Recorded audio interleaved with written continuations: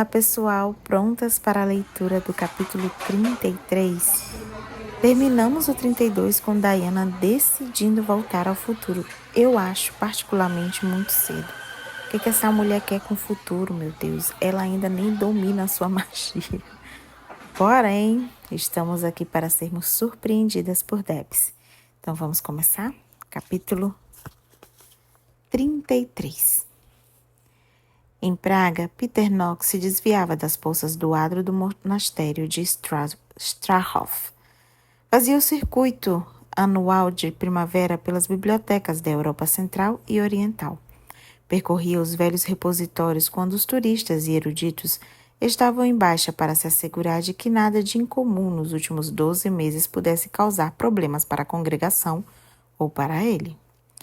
Mantinha um informante confiável em cada biblioteca, um membro importante da instituição que tivesse livre acesso aos livros e manuscritos, mas não tão importante assim se Knox fosse requisitado para tomar uma atitude contra os tesouros da biblioteca simplesmente fazendo desaparecer. Knox fazia essas visitas regulares desde que terminara o doutorado e começara a trabalhar para a congregação. O mundo se transformara desde a Segunda Guerra Mundial e a estrutura administrativa da congregação se ajustara aos tempos. Com a revolução dos transportes do século XIX, as ferrovias e rodovias permitiram um novo estilo de governança, com cada espécie policiando a própria espécie, em vez de supervisionar áreas geográficas. Isso significava viajar muito e trocar correspondências, tornadas possíveis na era do vapor. Philip de Clermont tinha sido fundamental na modernização das operações da congregação, mas fazia tempo que Knox suspeitava de que a atitude do rival servira mais para proteger os segredos dos vampiros e menos para proteger o progresso. Quando as guerras mundiais interromperam as comunicações e as redes de transporte, a congregação retornou aos velhos costumes. Era mais sensato fatiar o globo terrestre do que cruzá-lo no rastro de algum indivíduo específico acusado de ter agido mal. Ninguém ousou sugerir uma mudança radical, como essa enquanto Philip esteve vivo. Felizmente, o líder da família de Clermont já não estava por perto para oferecer resistência. A internet e a troca de e-mails ameaçavam tornar essas viagens desnecessárias, mas Knox gostava da tradição. O informante da biblioteca de Strahov era um homem de meia-idade chamado Pavel Sokovadjaza.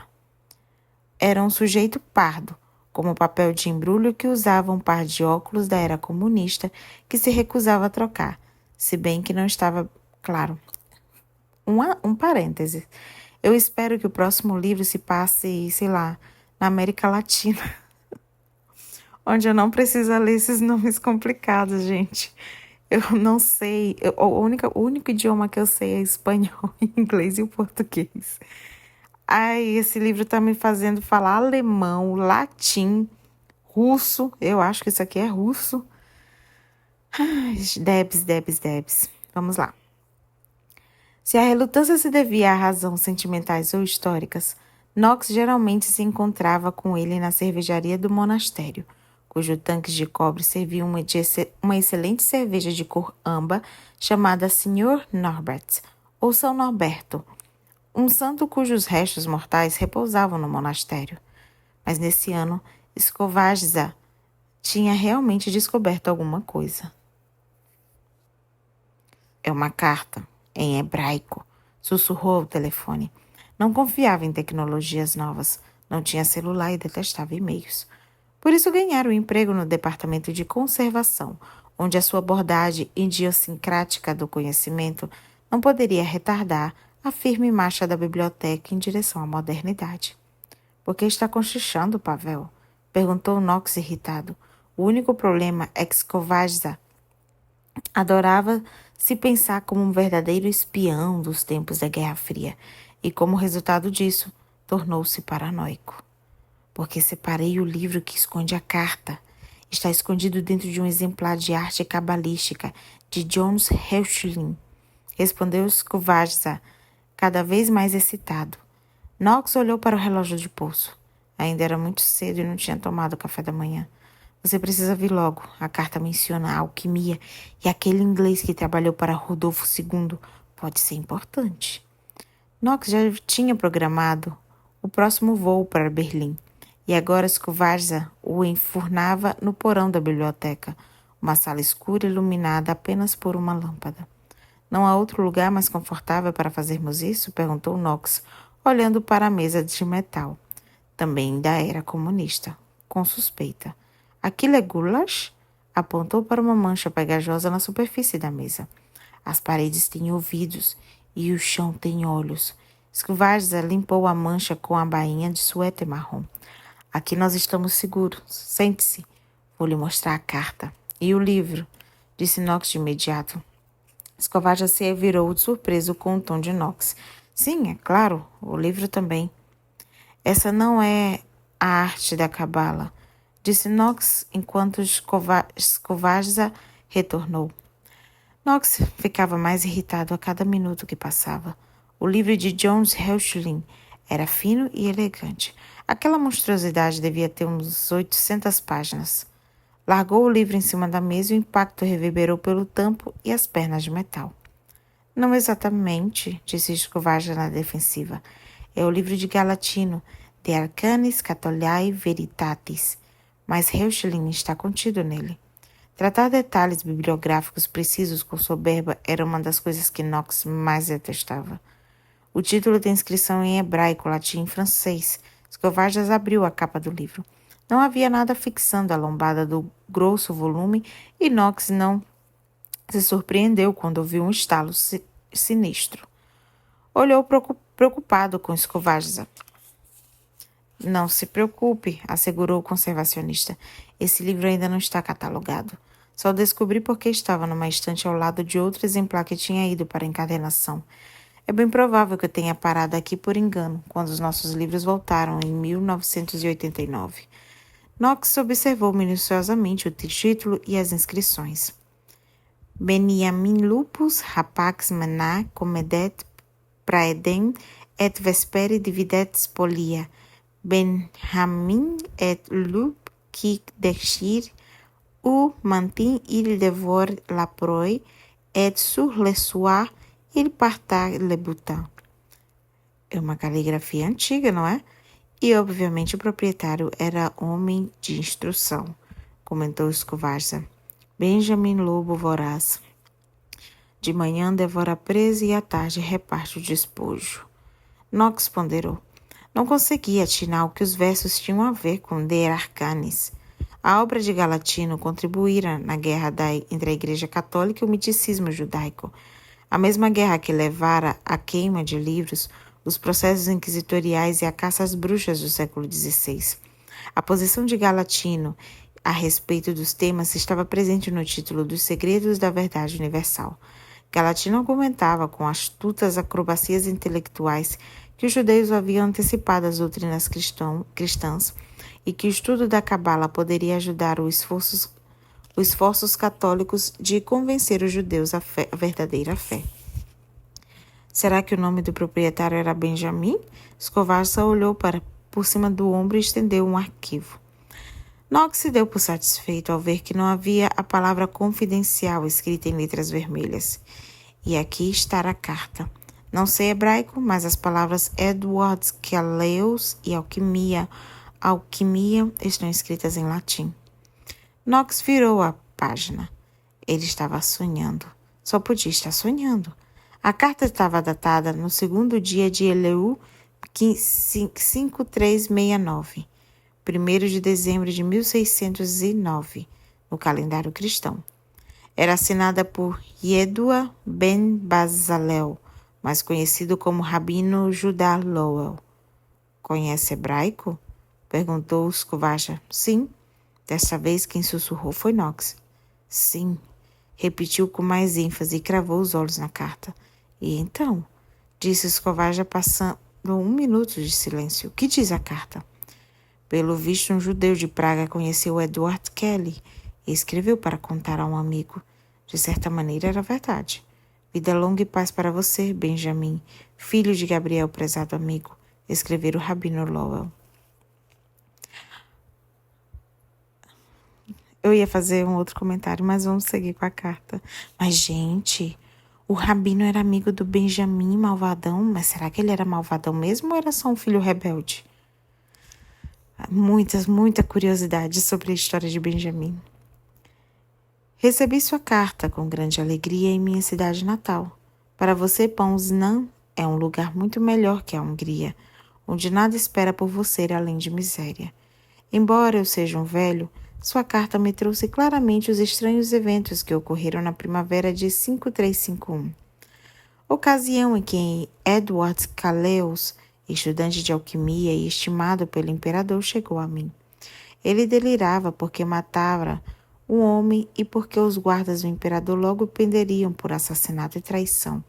Previu a própria morte aos gritos. Cairei como os anjos no inferno. Também se referiu ao livro que está sendo procurado por você, o que foi roubado do imperador Rodolfo, como bem sabe. Às vezes Caleus o chamava de livro da criação e outras vezes o livro da vida. Caleus chorava e dizia que o fim do mundo estava próximo.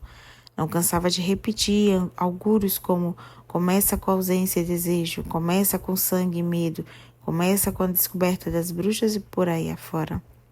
Em seu desvario, Caleus arrancou 3 folhas do livro da vida, antes de ter sido roubado do imperador. Caleus me deu uma delas. Não me contou para quem deu as outras 2 que descreveu enigmaticamente o anjo da morte e o anjo da vida. Infelizmente, desconheço o atual paradeiro do livro. Não tenho mais a referida folha comigo porque dei para Abraão ben Elijah, por segurança. Ele morreu vitimado pela peste e talvez essa folha seja perdida para sempre. Seu criador é o único que poderia esclarecer o mistério. Ele também esteve à procura deste livro. Talvez o seu interesse em remediar esse livro danificado se estenda à cura de sua linhagem danificada, de modo que possa encontrar a paz com o Pai que lhe deu a vida e o ar. Que o Senhor guarde seu espírito, meu amigo, e Edward, que bem lhe quer, da santa cidade de Praga, filho de Benzalel, segundo mês de Elu, 5369. É só isso? Perguntou Escovaja logo após uma longa pausa. É só sobre o encontro? Em essência, Knox fez cálculos rápidos no verso do folheto. Lowell morreu em 1609. Kelly o visitara 18 anos antes, primavera de 1591. Enfiou a mão no bolso, pegou o celular e olhou para o aparelho com um ar decepcionado. Não há sinal aqui? Estamos no subsolo, respondeu Escovajas, encolhendo-se e apontando para as grossas paredes. E então, acertei em lhe informar sobre a carta? Lambeu os lábios na expectativa. Você agiu muito bem, Pavel. Ficarei com a carta e com o livro. Foram os únicos itens que Knox retirou da biblioteca de Strahov. Ótimo. Achei que valeria seu tempo porque mencionava a alquimia. Pavel abriu um sorriso. Foi lamentável o que aconteceu depois. Escovaja tivera o azar de encontrar algo precioso para Knox, depois de procuras sem êxitos por anos a fio. Com poucas palavras e um pequeno gesto, Knox tratou de assegurar que Pavel nunca fosse capaz de partilhar o que vira com outra criatura. Por algumas razões sentimentais e éticas, Knox não o matou de imediato. Essa seria a atitude de um vampiro, como ele próprio atestou no último outono, quando encontrou Gillian Chamberlain presa em sua porta no Randolph Hotel. Knox era um bruxo e simplesmente liberou um coágulo da coxa de Escovaja e o fez subir até o cérebro do infeliz. Uma vez alojado aí, o coágulo causou um derrame. Escovaja só seria encontrado algumas horas depois. E a essa altura, nada poderia ser feito. Knox retornou ao carro alugado, com um grosso volume e a carta enfiada debaixo do braço. Já estava bem longe do complexo da Strahov, quando parou no acostamento e pegou a carta com as mãos trêmulas. Tudo que a congregação sabia a respeito do misterioso livro das origens, o Ashmole 782, se baseava em fragmentos como aquele. Qualquer descoberta nova se somava dramaticamente aos conhecimentos já possuídos, e aquela carta encerrava em si algo mais que uma breve descrição e algumas pistas veladas de sua importância. Além de nomes e datas, a perturbadora revelação de que faltavam 3 folhas no livro que Diana Bishop encontrara em Oxford. Knox se debruçou sobre a carta mais uma vez. Queria saber mais. Queria exprimir cada fragmento de informação potencialmente útil. E daquela vez algumas palavras e frases se realçavam. Sua linhagem danificada, o pai que lhe deu a vida e o ar, seu criador. Na primeira leitura, Knox presumira que Lowell estava se referindo a Deus. E na segunda leitura chegou a uma conclusão diferente. Ele pegou o celular e digitou um único número. Oi? Quem é Benjamin Ben Gabriel? Perguntou. Fez-se um silêncio absoluto por um breve instante. Alô, Peter? Disse Gerbert de Aurillac. Knox fechou o punho livre perante a indiferença da resposta. Uma reação típica dos vampiros da congregação. Falavam de honestidade e cooperação, mas tinham vivido muito e conhecido muito, e como todos os predadores, nunca se mostravam dispostos a partilhar as presas. Benjamin Lobo Voraz. Já sei que Benjamin Ben Gabriel é um vampiro. Quem é ele? Ninguém de importância. Ai, Knox e Gerbert no mesmo capítulo. Socorro. Você sabe o que aconteceu em Praga em 1591? Perguntou Knox com firmeza. Uma porção de coisas. Não pode esperar que eu recite cada evento para você, como um professor de história de escola primária. Soou um tremor na voz de Gerbert, uma sutileza que só alguém como Knox, que o conhecia a fundo, poderia perceber. Gerbert, o venerável vampiro que nunca perdia as palavras numa discussão, estava nervoso. Edward Kelly, o assistente de Dr. T, estava na cidade em 1591. Já passamos por isso antes, é verdade. A congregação chegou a cogitar que talvez o Ashmole 782 tivesse estado na biblioteca de Dee. Acontece que me encontrei com Edward Kelly em Praga, quando surgiram as primeiras suspeitas disso na primavera de 1586. O Dr. Dee tinha um livro com muitas ilustrações, mas não era o nosso. Desde então rastreamos cada item da biblioteca de Dee, apenas por segurança. Elias Ashmole não obteve os manuscritos de Dee e de Kelly. Você está errado. Kelly esteve com o livro em maio de 1591. Knox fez uma pausa e o danificou. Faltavam 3 folhas no livro que Diana Bishop encontrou em Oxford. Peter, o que você sabe?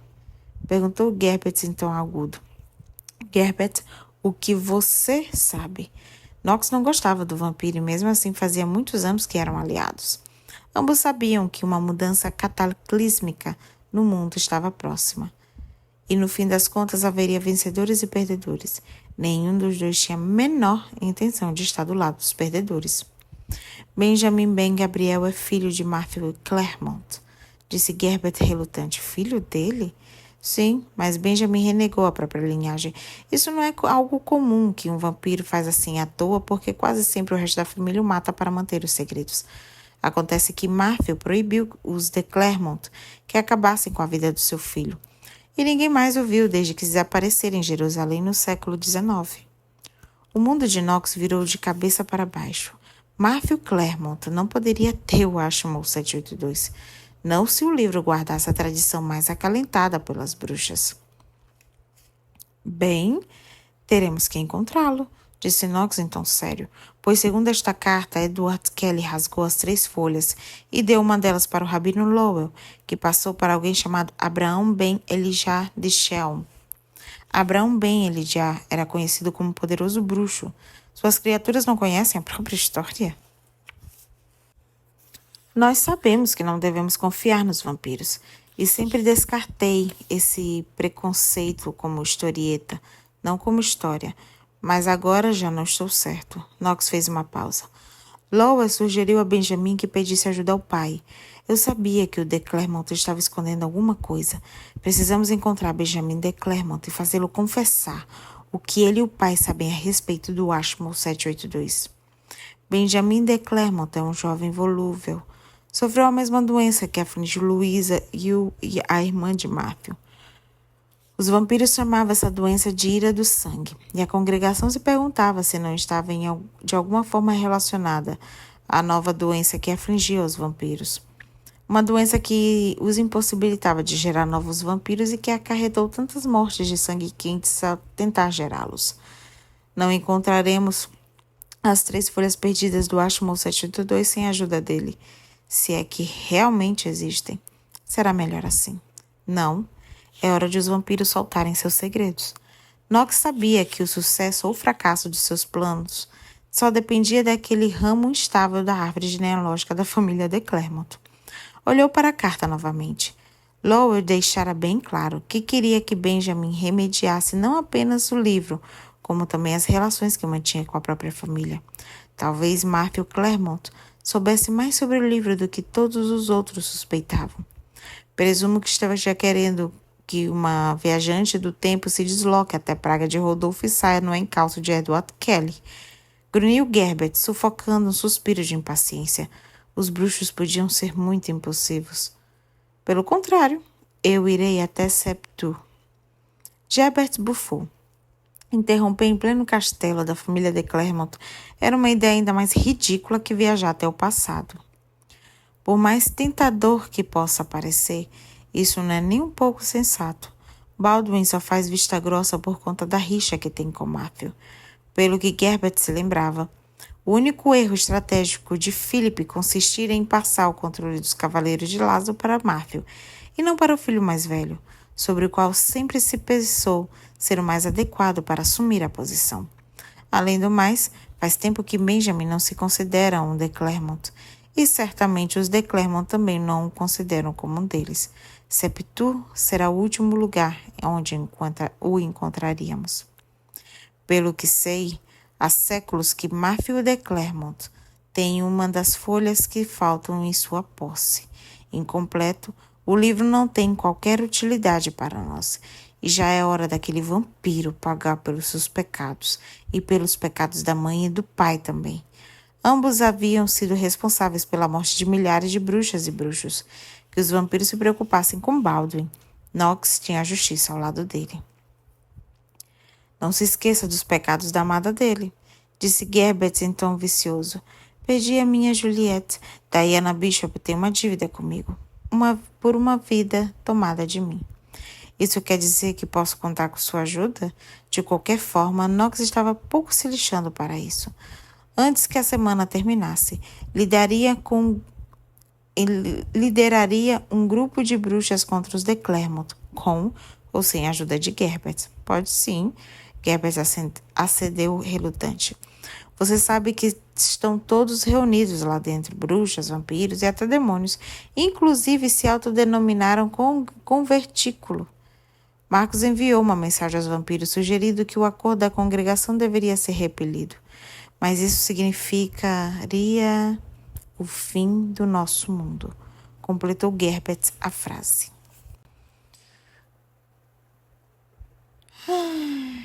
Esse capítulo realmente só saiu chorume, hein? É fascinante ver a forma como o Debs está construindo a conspiração por trás do manuscrito. Eu gostei. Eu pensei de verdade que Peter Knox estava no encalço de Diana, mas pelo que parece nesse capítulo aqui, ele está obcecado mesmo com o manuscrito, em rastrear o manuscrito. Isso muda completamente o meu entendimento sobre o perigo que Diana e Matthew estão correndo lá no passado. O alvo deles é o poder do livro e não a bruxa? Não sei. Outro ponto. Benjamin aparece novamente e me deixou com o coração na mão, eu admito. Eu já estou muito curiosa para o desenvolvimento desse arco e como o filho de Matthew se encaixa nessa teia de mentiras e traições e manuscrito. Afinal, ele é um aliado ou é um inimigo? Sem falar que eu jurava que ele estava morto no futuro. Então, muitas coisas que eu estou louca para saber. E assim terminamos por hoje. Muito obrigada de verdade por ter lido esse capítulo comigo, tá?